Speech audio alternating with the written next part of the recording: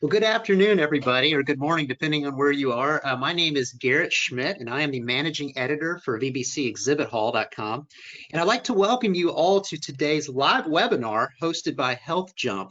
And it is titled Solving Your Interoperability Issues, How to Integrate Data and Not Break the Bank. And I'm really excited to hear from Laura today, which I'll introduce in a moment. We've got a really good, I had a sneak peek beforehand, so we've got a really great presentation for you guys today. A few items of note before we get started. Everybody has joined today in listen-only mode, so it's not like a Zoom call where we can see you and hear you. Your mic has been muted, so don't worry about that. However, we do want to hear from you. So during the webinar, at any time, we want you to ask a question if you feel like there's anything that you want to know more about. And we have a Q&A session towards the end that we're going to get to as many questions as we possibly can during the allotted time. So you have with your attendance module or attendee module, you have a little area where you can ask a question there. So please do that. Again, at any time, you don't have to wait until the Q&A in order to do it. And if we are not able to get to your question because of lack of time, we'll make sure to answer it via email afterwards. So even if we're running out of time in the last few minutes, please ask your question and we'll get to you. And then finally, today's session is being recorded. So what's going to happen is after we're done, I'm going to send everybody, all the registrants, a recording or a link rather to the recording, and that'll be also where you can download the slides. So if you needed to step out early for the last couple minutes, that's okay. We're going to get these over to you as soon as possible, and then we'd love to hear your feedback or anything else that you would like to hear as a result. So without further ado, I'd like to turn it over to our presenter today, Laura Stewart, who is the Director of Product Delivery with Healthjump. So welcome, Laura. Great, thank you, Garrett. And thank you everyone for joining us today for this important conversation. It's something near and dear to my heart. Just a little bit about me, so you kind of know who you're spending your time with this afternoon. I spent over 12 years at Cerner in leadership capacities. When I started my career in healthcare, how I kind of ended up in the data space of healthcare was I was an EHR implementation project manager, and oftentimes the interfaces were the barrier to entry to go live. And somehow I always ended up on projects that had that. And so I quickly realized that, I needed to support the consultants and engineers that were working on my projects. And so I started diving in and learning with them. And then over time, I became more and more curious. That kind of led me down my career path of managing many different groups at Cerner. When I left Cerner, I was managing a large data migration team in their data and engineering consulting services group. It was just over 100 people, and that team was responsible for all data strategy for moving bulk data in and out of Cerner's platforms from the HS product suite to Cerner Millennium. So my team was responsible for moving hundreds of petabytes of data every year across all of the customer bases, including VA. Most recently, I joined Healthjump last year, and I came over here because I met the founders and really thought that the platform that they had built had a huge amount of potential and wanted to be a part of that journey. So today, my team manages over 1,000 active integrations for our customers every single day. So what we're going to kind of cover today is walking through various data use cases, and then defining how do you pick the right technology to solve for those use cases, and then making sure that you've got good plans in place for data consistency and completeness in terms of onboarding new practices or facilities, and then what do you do once they go live as well. And if you can kind of check off those boxes when you're thinking about interoperability type projects, you're going to have a much better success rate of keeping that project on track and on time and within the budget constraints that you have.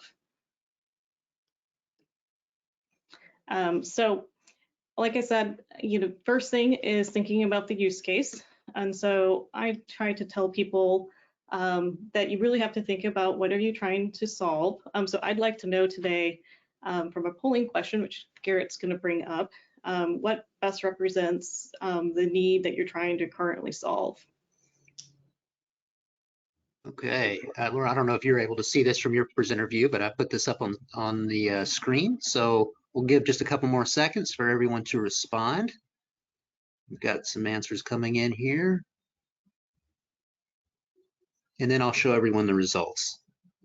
Great. Looks like we've still got some movement here, so I'll let it go for just a... Okay, looks like we've got most of the answers in. So I'm going to go ahead and close this out now. And I'm going to show the results. Laura, are you able to see this on your end? I can, yep. Okay, great. Fantastic.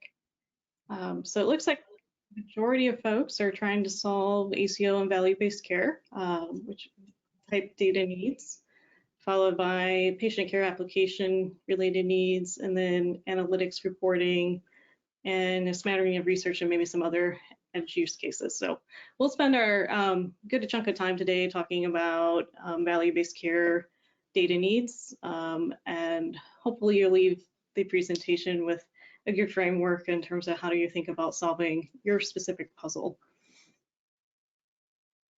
Great.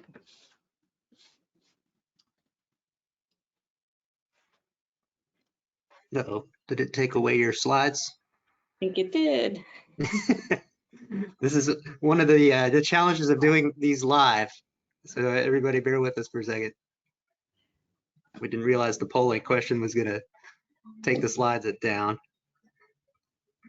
Let me see. Oh, I think. There we go. Did we get them back? Okay, perfect. Fantastic. Well, now we know what to do. So when we think about starting with the use case in mind, I have a framework that I like to sit down with folks to walk through that basically covers 7 components. And that's going to really kind of frame up what are you trying to do. And then you can go think about the technology to solve it. Oftentimes, especially in IT, I think most folks are very keen about jumping to technology first without really thinking through what is it that you're really trying to accomplish.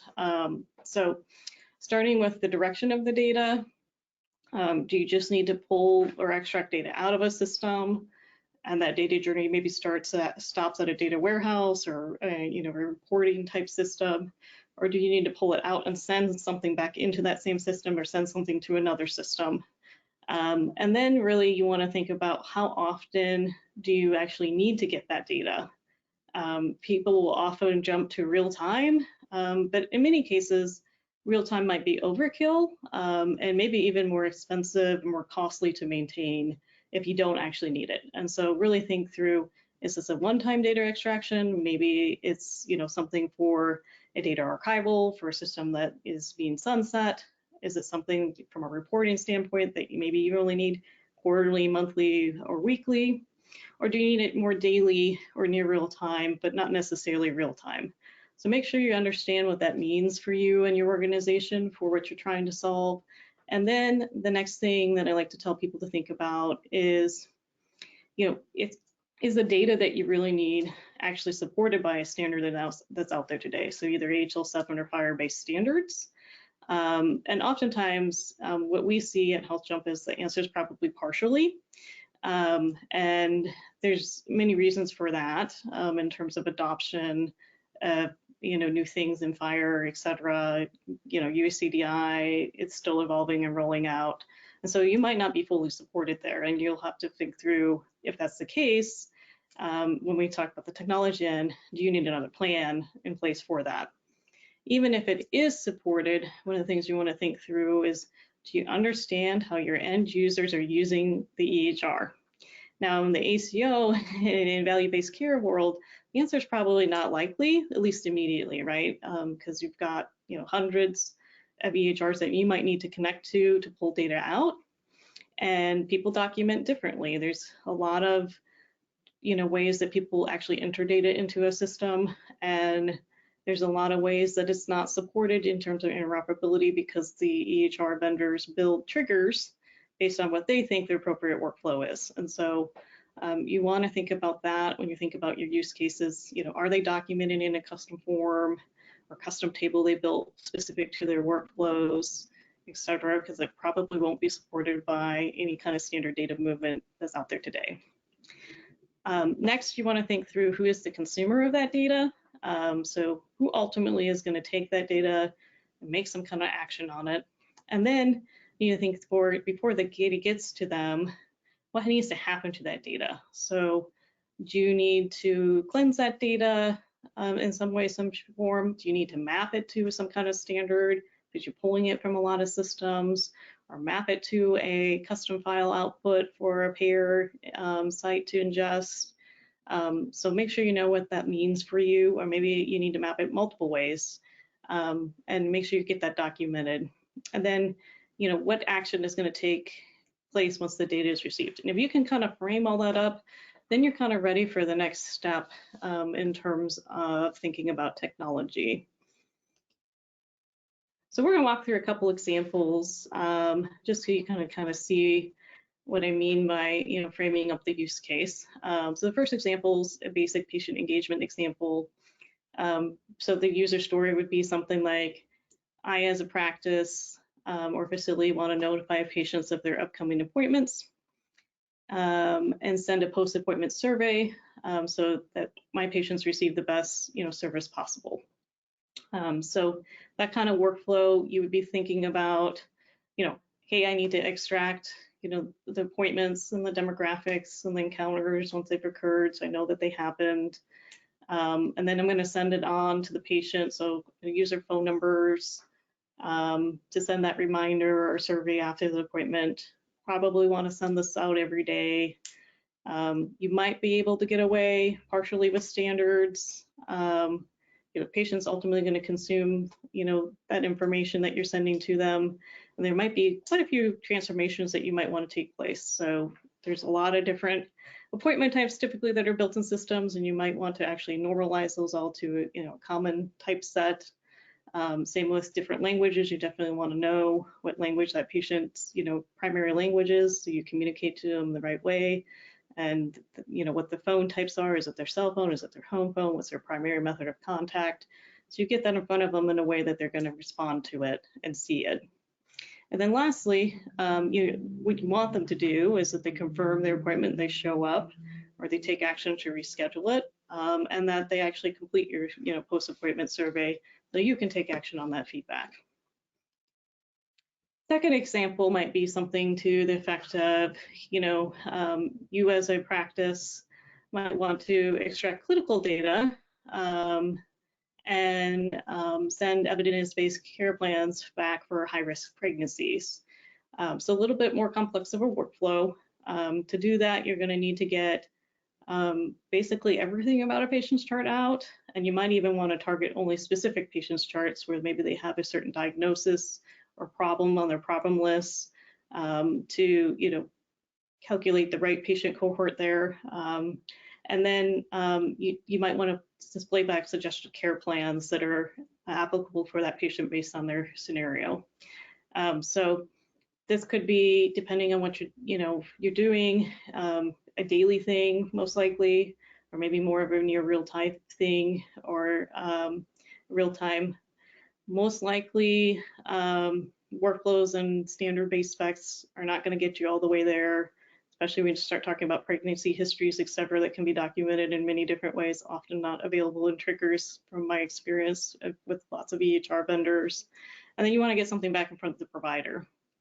And how you do that might not actually be, you know, a traditional write back type method into a database. We'll kind of talk about that in a bit.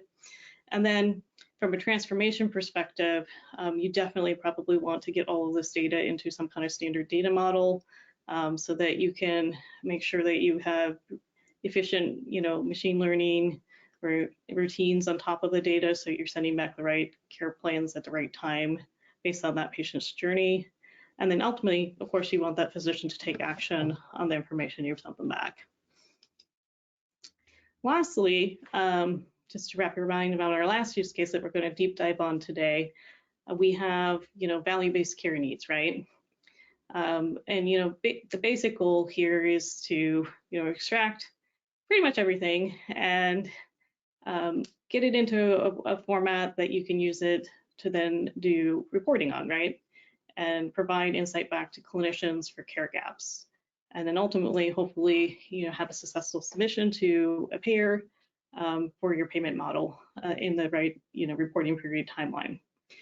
So this is really a daily or near real-time data feed. Your standards probably aren't, again, going to get you everywhere because you're going to have lots of practices that probably aren't using standard workflows. Therefore, those triggers aren't going to necessarily trigger data out if you set up a FHIR connection or HL7 connection. And then, the consumers of that data are you, the provider, clinicians, and, ultimately the payer. So typically what I see people do is they get all the data, they'll map it to a data model, and then do some nomenclature mappings and mappings back out to specific payer outputs so that they can send the files and have them, be received and ingested appropriately on the other end. And here too, the provider might need to make reviews on the data and, insights so they can take action in an ideal state. And then ultimately, the final action is the payer sending back payment. So if you can frame the use case up, then you can kind of talk through technologies that support various use cases. So I'd love to hear from everybody on how you're currently doing integrations today. Great. I've put the question up, so if everyone wants to go ahead and submit your answers, we'll give it a few more seconds.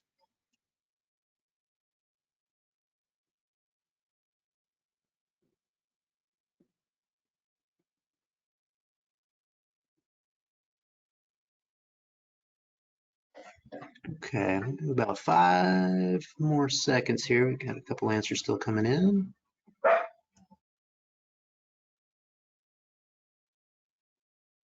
All right, looks like all the answers have come in. So I'm going to go ahead and close this and put up the results.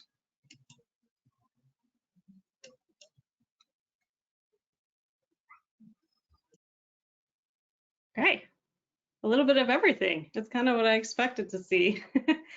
So yeah, thank you for sharing. We'll dive deep onto all of the technologies next. We can kind of talk about lessons learned of each and kind of what we see in today's world.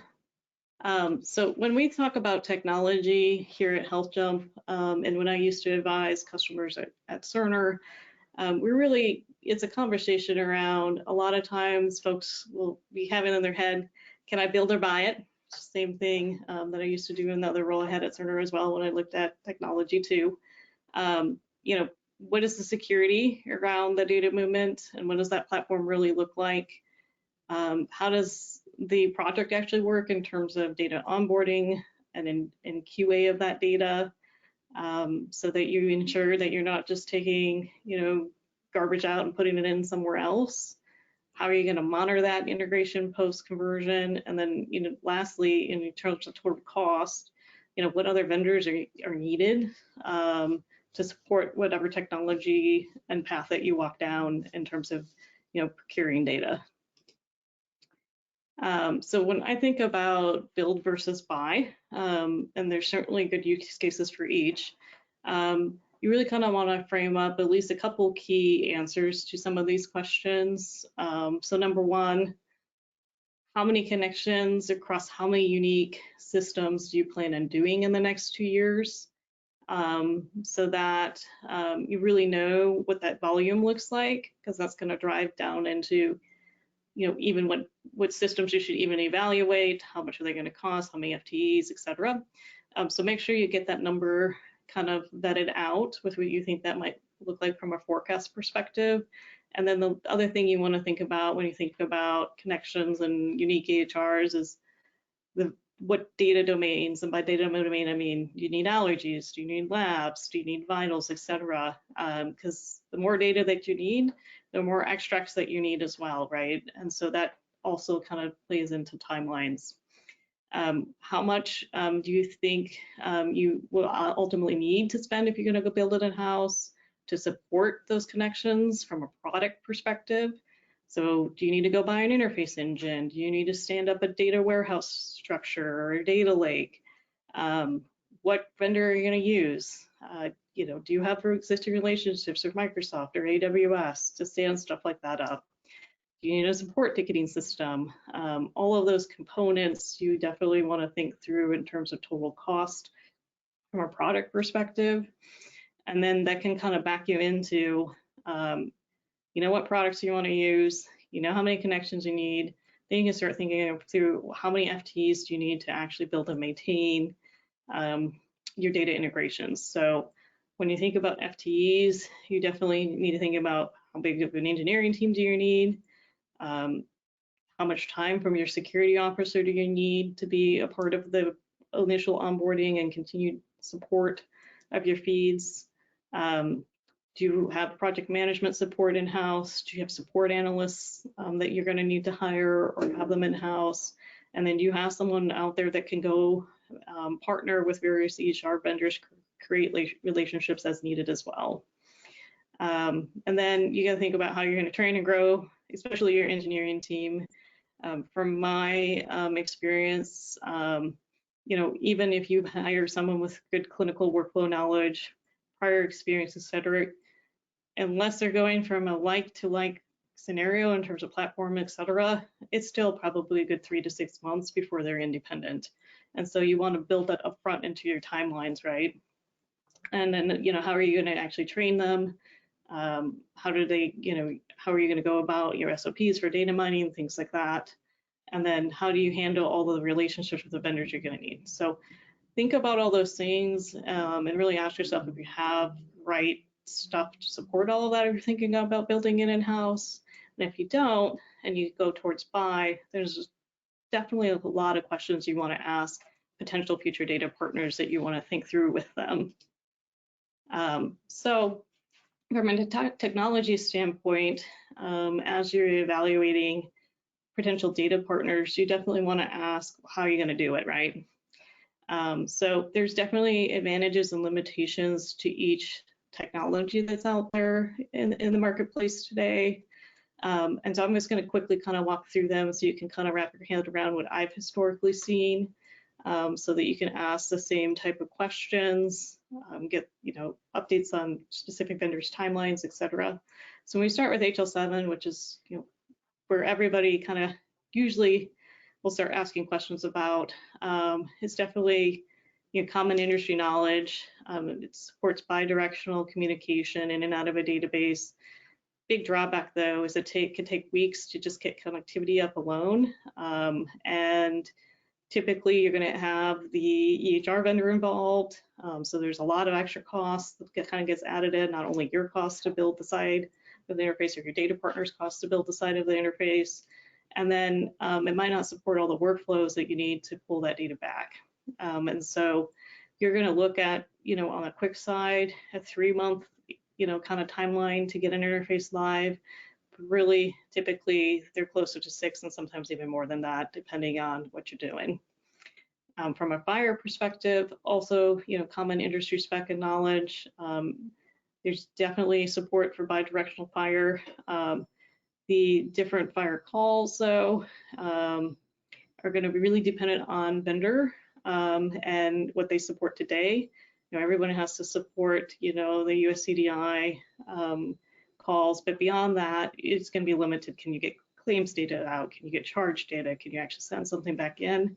That's really going to be EHR dependent. So from an ACO perspective, not necessarily a great way to go, because you're not going to be able to probably use it with every single system. And even with all of that, you're definitely going to need the vendor. They all have developer partner programs. You have to sign up for them. You have to get vetted. You have to submit stuff into their testing environment, and then ultimately they'll approve your production release of it. So when you're working with data partners, make sure that you ask them, have you made it through the development partner program and have an application approved for production? because if they don't, that is an upfront development timeline life cycle is probably 3 to 4 months.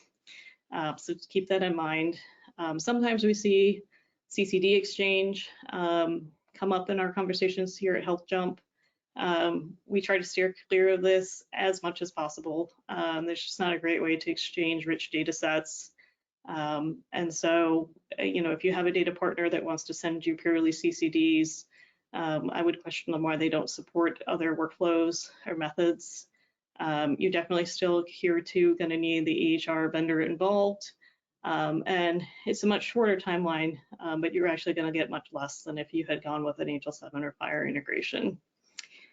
Direct database extraction is fantastic because once we have connectivity to the database, that means that you literally can pull anything. And you can literally write anything back in. And that it will support both bulk and incremental data pulls. You can set that stuff safely to pull daily or even more frequently than that if needed. Here at Healthjump, we do a ton of this without any vendor involvement needed.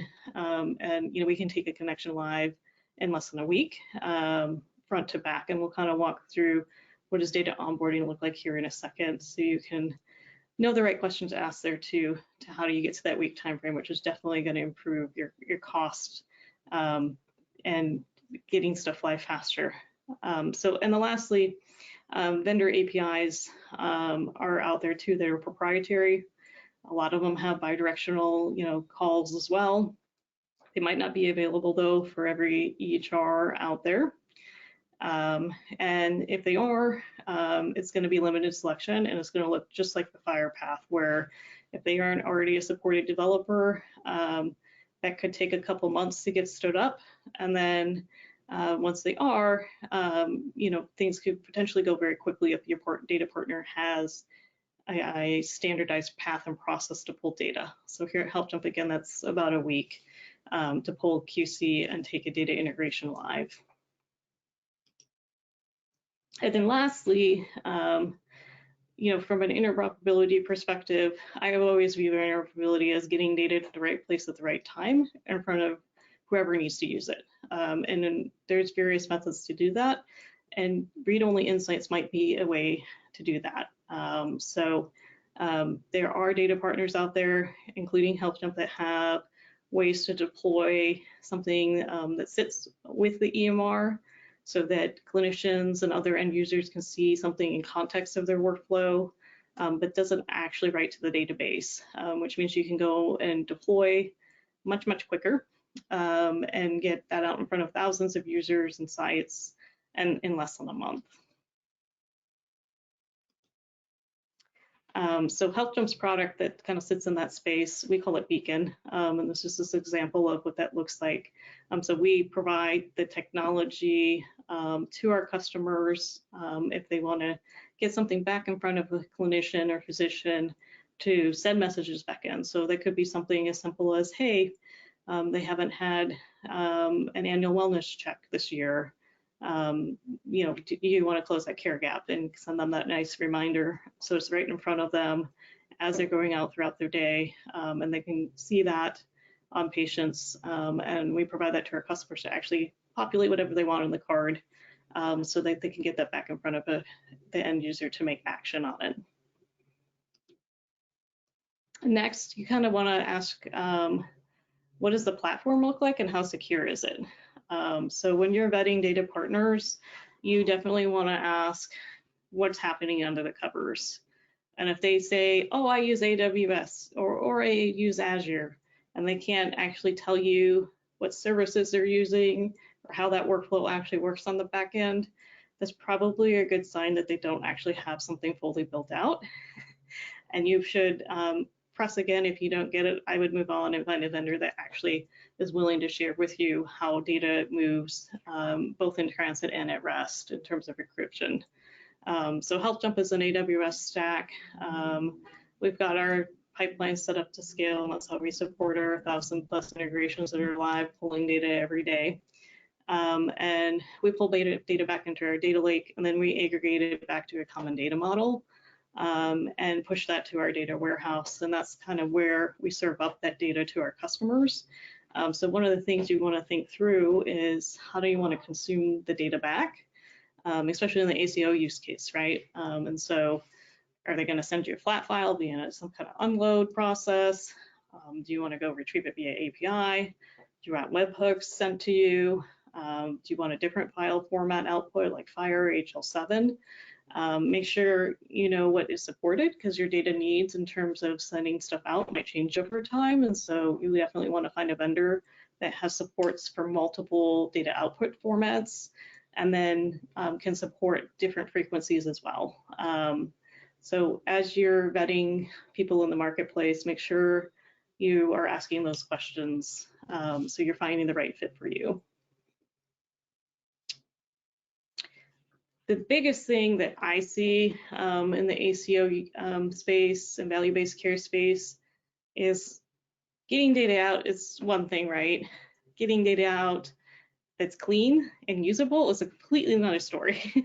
And so you see a lot of garbage, in, garbage out. And so you want to make sure that you've got a good understanding of how a vendor validates data pre the integration going live and post. So are they going to take a huge backload of that data in and run through automated QC scripts? Do you have to write them on your own? Is it all on you to validate? What does that look like? If they are running scripts, do they allow you to add to them so that you have additional validations that are important to you? Are they willing to share those with you in the sales cycle? Those are some of the things that you definitely want to be asking. We here have standard QC scripts that we start with. We have over 50 scripts in our standard library that run on every integration we do. And we work with our customers to add additional ones as needed to ensure that we have high data quality. So some of the things you want to think about are you going to actually fix stuff, or are they just going to tell you stuff is broken? Who's going to fix it? Things like that. So here we do two things. We look for errors and extracts. So we look for volume trends. So if you're getting 200 encounters a week, and all of a sudden in the extract backload, there's several weeks that have significantly less than that, we go actually back to source and investigate that at Healthjump to make sure it's truly that case that's there. Or things like what percentage of blood pressures exist on encounters that are telehealth visits, and so on and so forth. So make sure you've got a good plan for that. And then we also do a set of informing. So sometimes you'll see some EHRs out there, especially in the ambulatory space, don't always have the best business rules on the front end, and so they'll allow end users to do some funky stuff.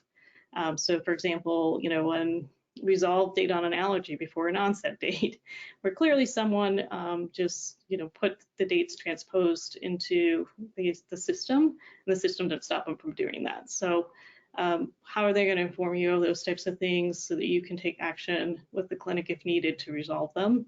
And then once it's live, what kind of monitoring is going to happen on that connection? So is it up to you to log in every day and make sure there's nothing wrong with it and open up a ticket, or is the vendor going to do proactive monitoring for you and work through any failures on your behalf before hopefully you ever notice them, which is the approach we take at Healthjump.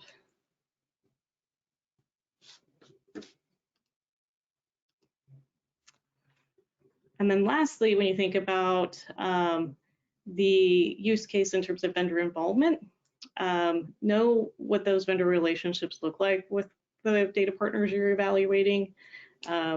Oftentimes we see customers here that have 30, 40 different EHR systems that they need to get data out of.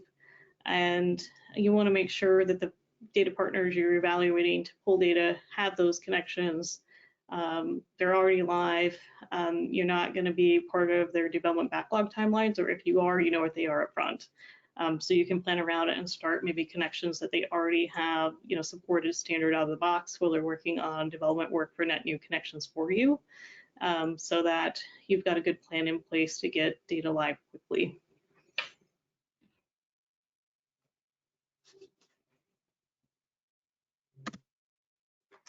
And our last polling question Garrett's going to bring up here, is what price are you paying for an integration per year currently today?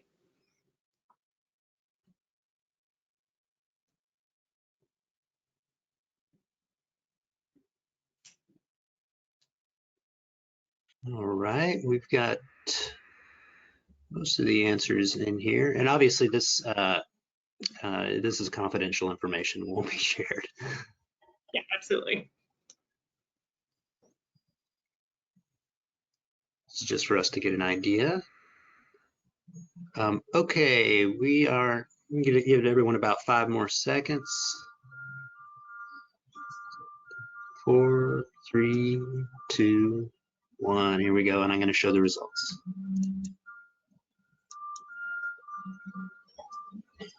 Okay, a little bit of everything too. Unfortunately, all on the large side too. Yeah, appears to be. So I think we're all in the right place. It's unfortunate to see that many of you are paying upwards of $12,000 or more a year for your data integrations. You know, I always think that the platform really makes a difference. You know, technology is what drives efficiencies and engineering resources, because of how talented they are expensive to have. And so when you think about, you know, vendor selection, we definitely encourage folks to think about, do you have a predictable cost model? So I see vendors out there that, you know, have maybe a fixed setup fee and a recurring monthly fee, which is a fairly predictable model. We see vendors out there that have purely professional service fees. They're a fee for service, so you have no idea how much you might ultimately be spending. And then we also see out there, you know, more of a fixed fee, just setup model, and you own the support. So all those things are definitely things you want to think about. Ultimately, if you can find a vendor that has connections to the data that you need already from a vendor EHR or practice management system standpoint, out of the box extracts, a good process for data onboarding that can deliver you, you know, a plan up front, how they're going to do that, what are each steps along the way, how long did each of them take, you're going to hopefully see that cost slide more to the $5,000 or under $5,000 range. And hopefully, you know, some of the stuff we walked you through today will kind of help frame that up to get you there as you continue through your data journey.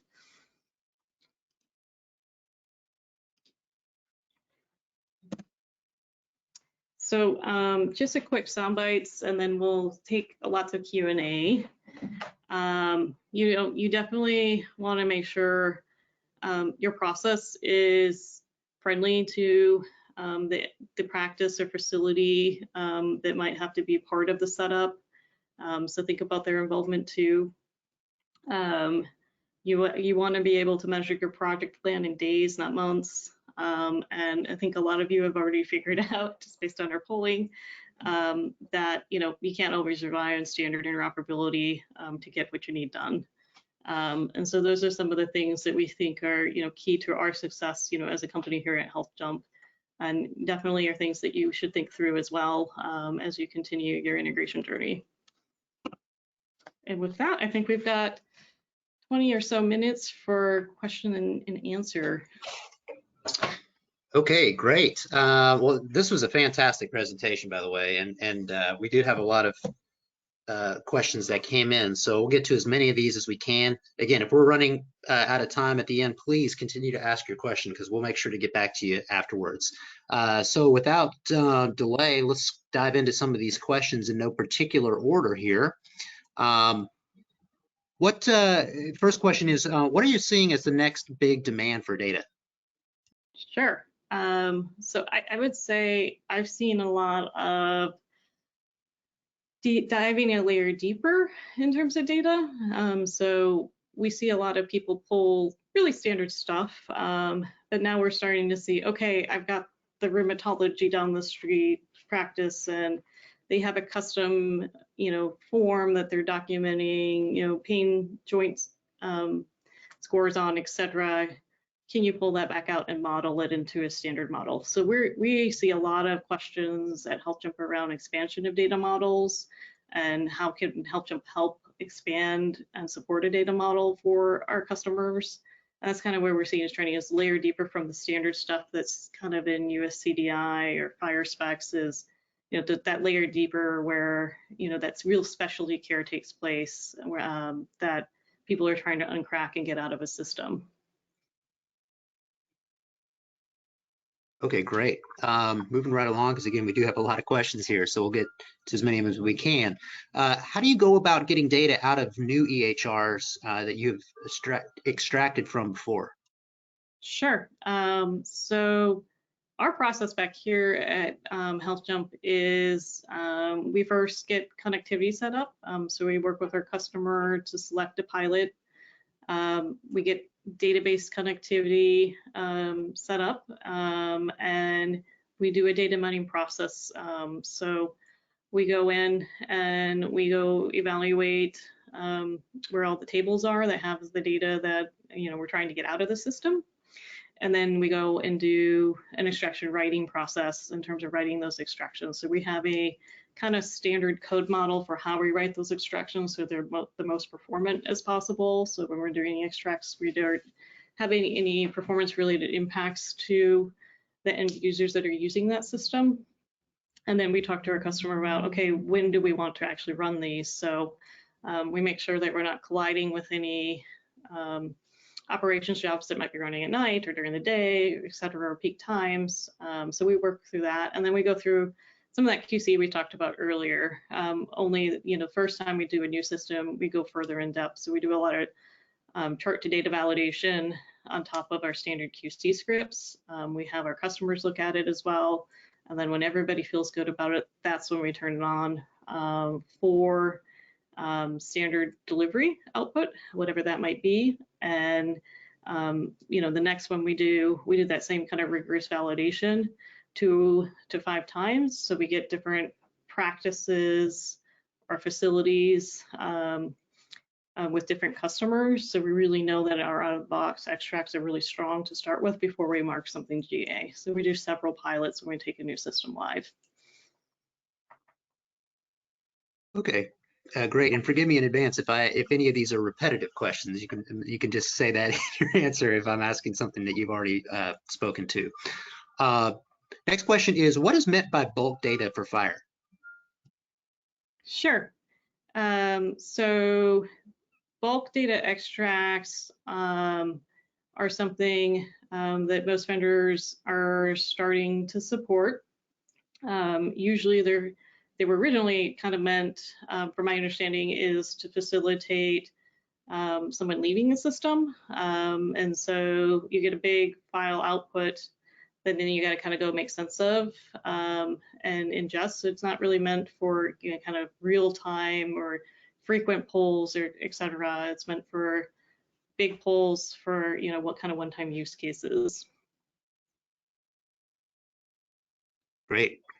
Next question is, patient care application, is that the same as various EMR systems providers use? So normally when I think about a patient care application, it's something that probably bolts on to the side of an EHR. So we see and work with a ton of other tech companies here at Healthjump where they've hired us as a data partner to pull data out to power something. So the patient engagement use case example we kind of walk through, we have a couple customers that is their business, that's what they do, and they do it really well. And they provide that kind of extra service where maybe the EHR vendor doesn't have something in place for that today, or what they have just isn't enough for what the practice or facility needs. Great. Next question is, would you like to cover how to get data from remote data capture, like HCC scoring, HRAs, into the provider's EHR without having to integrate to every EHR vendor? Sure. So that's definitely something that you could do with a beacon type product.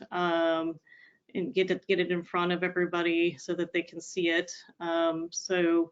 If that's something you're interested, we'd love to talk to you afterwards. We'll give you an email address. You can reach out to us. But we have essentially a product that allows our customers to send that stuff back in. So, you can look at the scores, send them back, and get them in front of folks that need to know where they're at from a scoring perspective. Yeah, great. Very good. Next question is, as users define some data fields differently, how do you standardize data input by definition? Yeah, that's where a lot of the magic happens. Rubber meets the road. That's a fair question. We actually have our own kind of proprietary standard data models at Healthjump that are fairly robust. We've been using them for many, many years. We've got, when we do our, kind of new system development, we have kind of a governance process where we go through and make sure we have everything mapped to the right place, and we run through that QA. So we always start with our standard model, map to that, and then from a customer perspective, there are other things outside of our standard model that our customers want to see, and we work with them on those customizations to add them back in. And then, of course, we're always out there, their ears to the ground and planning for updates to our standard data models. We have a process to request updates that goes through a governance committee, and then we go ahead and plan and make those updates. So we are evolving our standard data model as well over time. Great. Next question is, what are the main factors that determine the cost? So it's time. Time is money, right?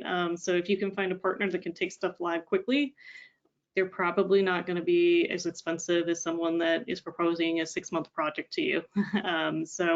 And usually a byproduct of taking something live quickly is a byproduct of having the right technology behind it. So when you're looking at platforms and things like that, if they have a good platform, you don't need as many people and FTEs to support the platform, right? So inherently, a lot of times the cost is cheaper.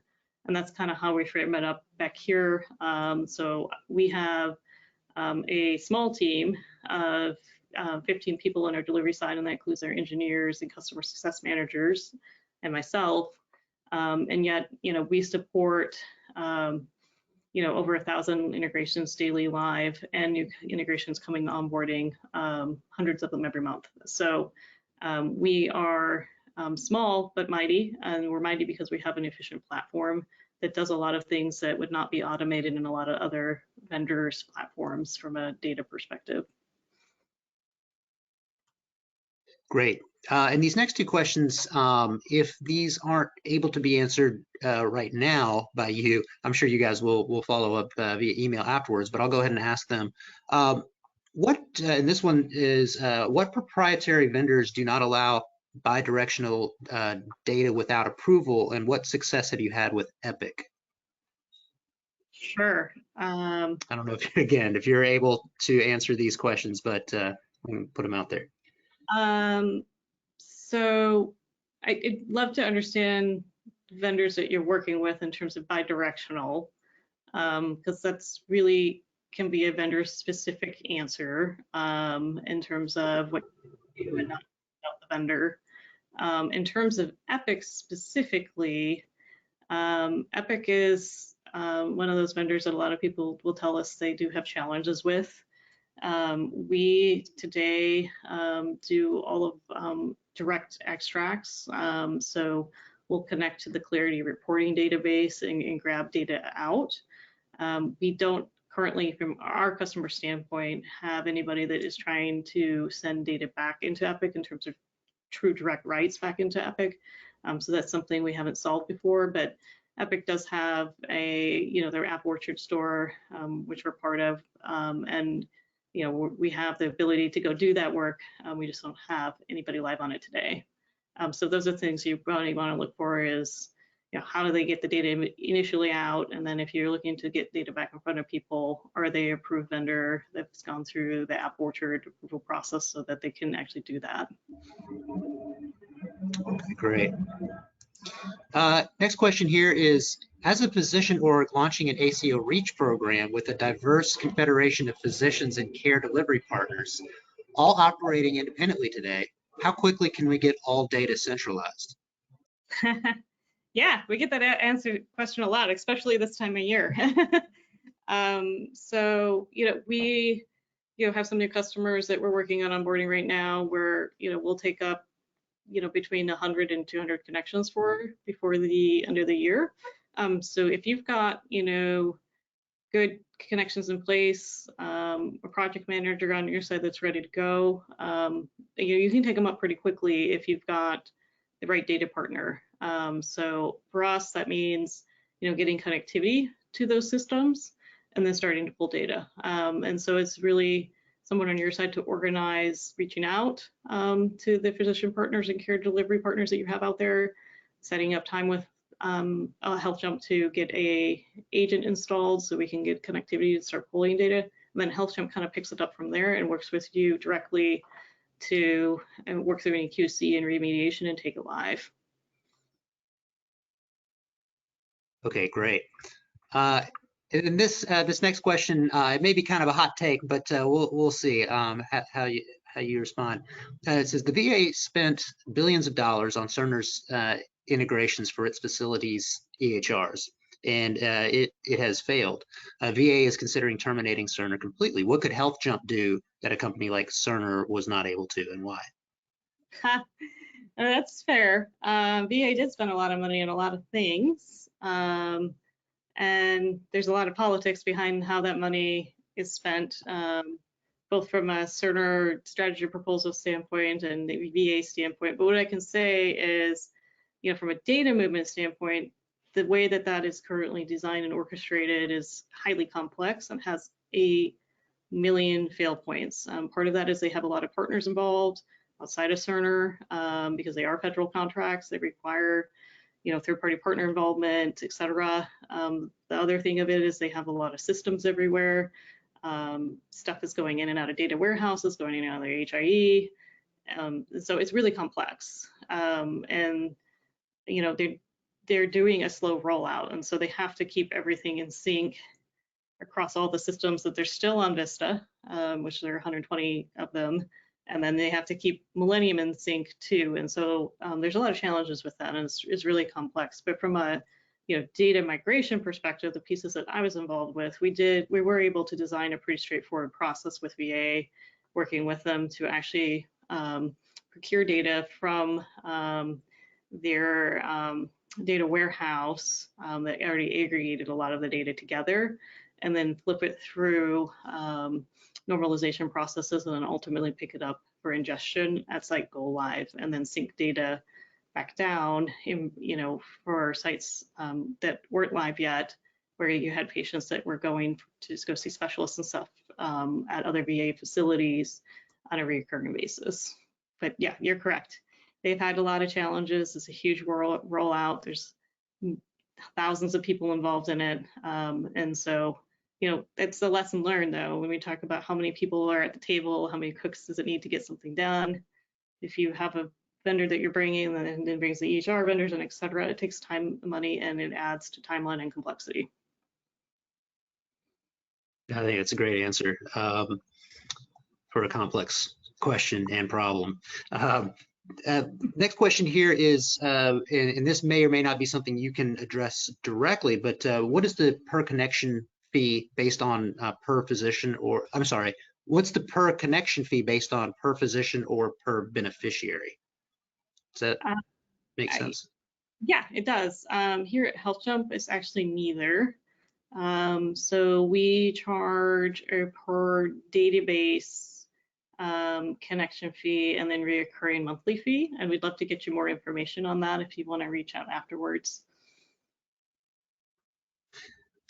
Awesome, great. Well, unfortunately, we are out of time, and so we're going to go ahead and wrap it up here. But I do really want to thank you, Laura, for a fantastic presentation. And obviously, we've had a lot of great audience involvement here as well. There's definitely a lot of curiosity. So thank you, everybody, for attending today. This was a wonderful session. As we close out here, I would like to encourage you all to visit the Healthjump exhibit booth on vbcexhibithall.com. And Laura, if I could get you to go to that slide. Oh, absolutely.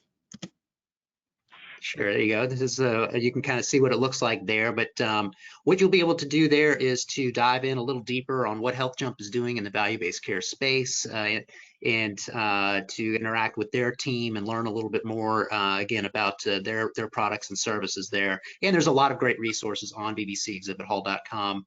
Also, the recording of today's session will be housed there in the library, as well as a lot of other webinars and resources there that you can find. So please check it out. Again, bbcexhibithall.com. Check out the Healthjump booth there. And then finally, if you would like to reach out to Laura or to any of the Healthjump team after the presentation, please feel free to do that. Laura, if you could go to that last slide and we can show there we go. Zand Griffin, who is in marketing there, would love to help you out and send you the right direction. So you see her email on the screen there. So again, thank you so much for coming. This was a wonderful presentation. I will be reaching out to each of you individually afterwards, probably later on this afternoon, with a link to where you can get the recording and download today's slides. And we'd love to hear from you. Any feedback, if there's anything else you want to hear about from either Healthjump or from or on any other topics, please let us know. We'd love to hear from you. Thank you all so much for attending, and we hope you have a wonderful rest of your days. Thank you.